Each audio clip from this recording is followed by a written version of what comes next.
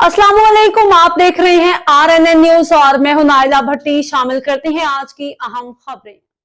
शेखुपुरा से अपडेट करेंगे। Bureau chief Nayyar Abbas की रिपोर्ट के मुताबिक पाकिस्तान अवामी तहरीक PP 144 के सदर डॉक्टर अजीज अहमद गुज़िश्ता रोज तहरीकी दौरा के सिलसिले शेखुपुरा से अपने गांव अमरकोट वापस आ रहे थे। सलार भटिया के नजदीक डैम्परों की साइड लगने से वो गिर गए।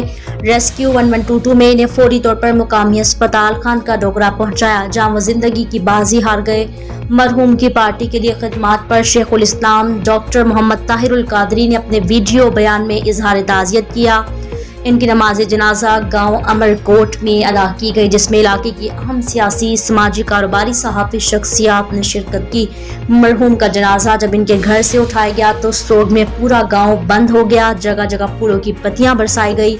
जिक्र अस्कार करते हुए जनाजा गाह पहुंचाया गया। जनाजे में शेखुल इस्लाम डॉक्टर ताहिरुल कादरी की नुमाइंदगी करते हुए मरकजी रहनुमा पाकिस्तान अवामी तहरीक मकबूल रेहान और तहरीक मिनहाजुल कुरान के रहनुमा चौधरी रियासत अली चौधर, अब्दुल हमीद मुस्तवी, डॉक्टर अहमद इसहाक, तारिक महमूद, आजिज तनवीर हुसैन कादरी, अमजद अली भट्टी, सैफुल्लाह भट्टी, इमरान रशीद, मोहम्मद अरशद गफारी ने खसूसी शिरकत की। जनाजे के इख्तिताम पर साहबजादा हुसैन मुहिउद्दीन कादरी ने खसूसी दुआ करवाई।